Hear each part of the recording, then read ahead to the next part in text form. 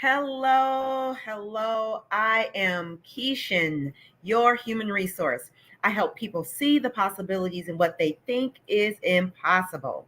I am disrupting HR, disrupting leadership, and disrupting you as we talk about toxicity in the work culture. Toxic work culture or not?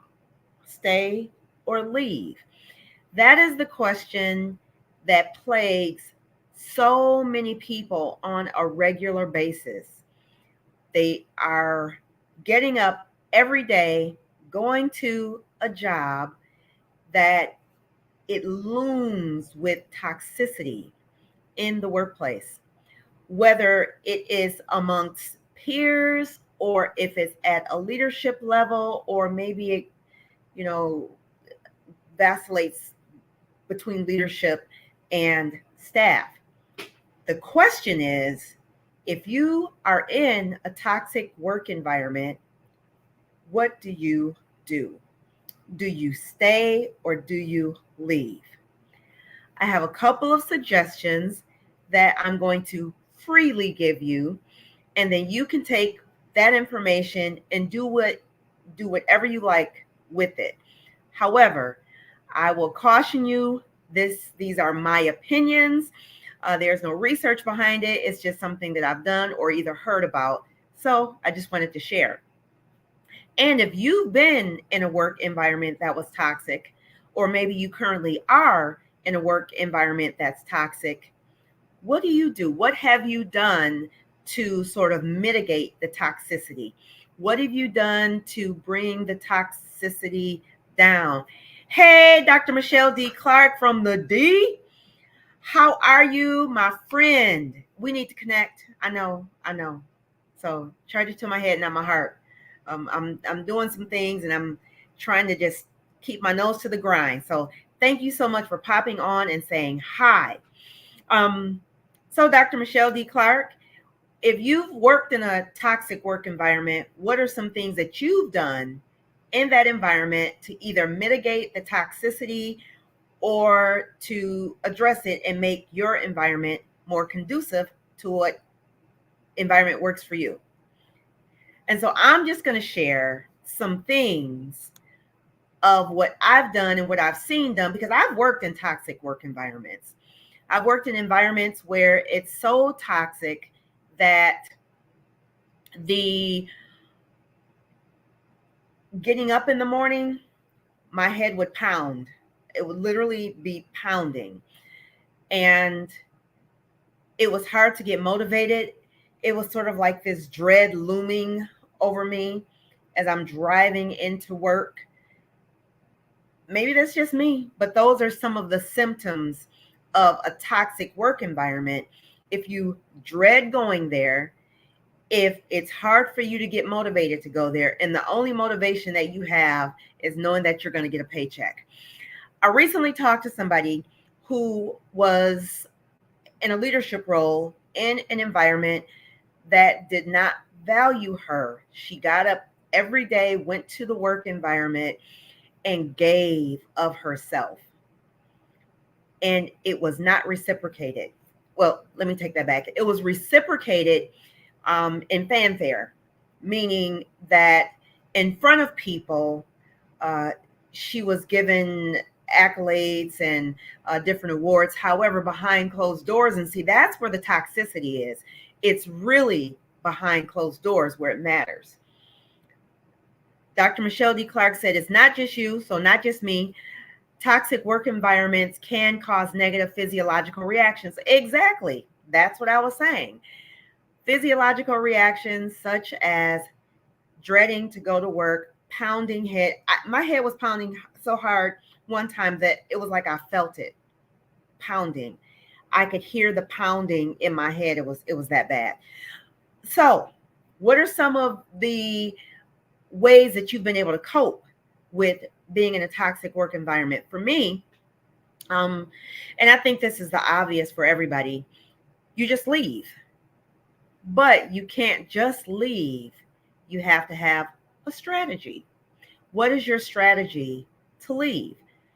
So that means you have to do some research. You have to figure out what your next step looks like. You need to figure out what your next looks like, because you don't want to get into a situation where you're getting into another toxic work environment. And turmoil, as Dr. Michelle D. Clark says, can exacerbate psychosomatic symptoms as well. Turmoil. And I know when I think of this one organization, the turnover was so high that I want to say 70% or more of the staff had turned over, and I was there less than a year. That is significant. And what is really interesting is that leaders,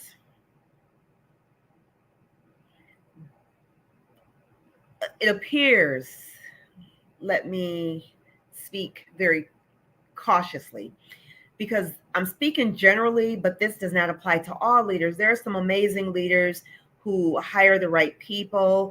They do their due diligence to make sure they get the right people in the door. They explain the nature of the job in a way that gives situational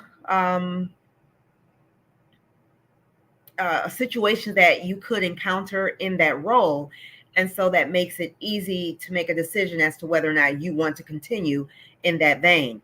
So if you are a leader, many leaders, I've experienced some leaders who, I'm just going to say it, they're the problem.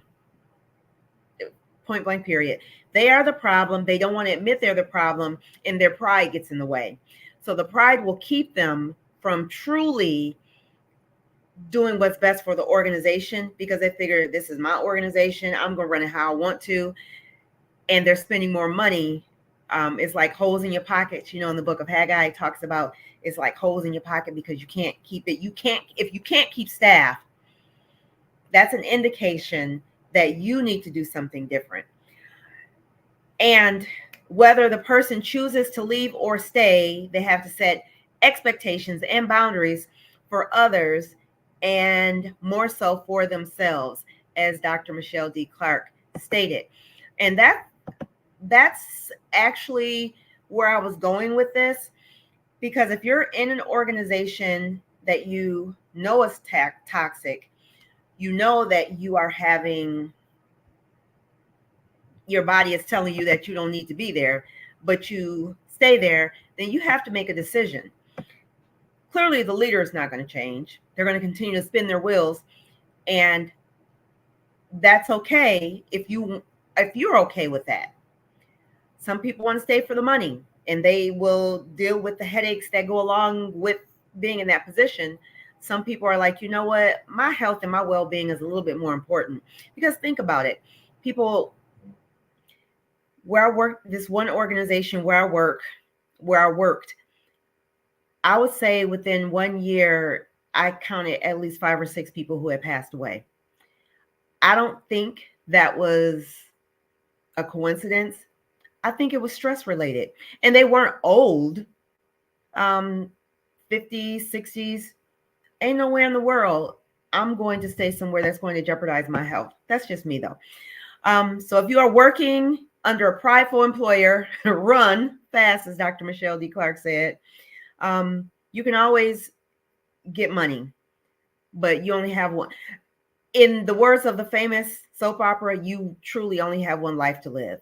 You want to see your children graduate from high school, college. You want to see grandchildren.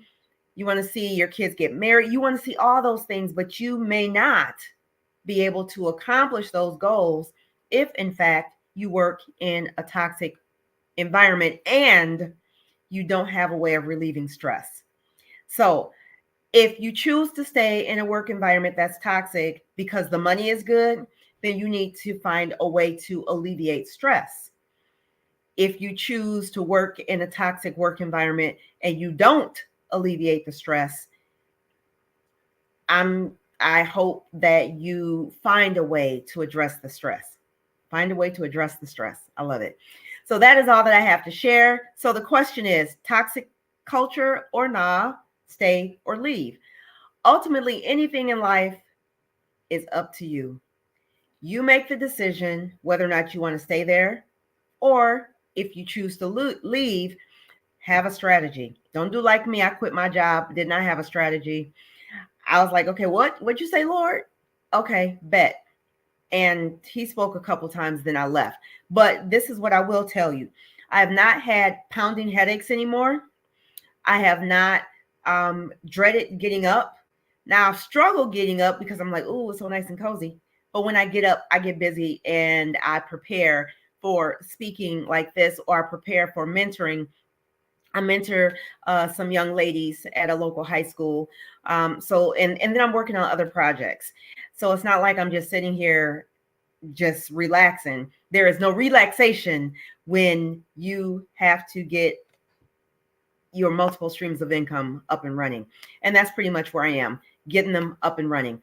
So, anyways, culture, toxic or not, stay or go. Ultimately, the decision is yours, but choose wisely. That is all that I have to share. Again, my name is Keishan. I am your human resource. I help people see the possibilities in what they think is impossible. I am disrupting HR, disrupting leadership, and I hope that this disrupted you. Take care. God bless. Until next time.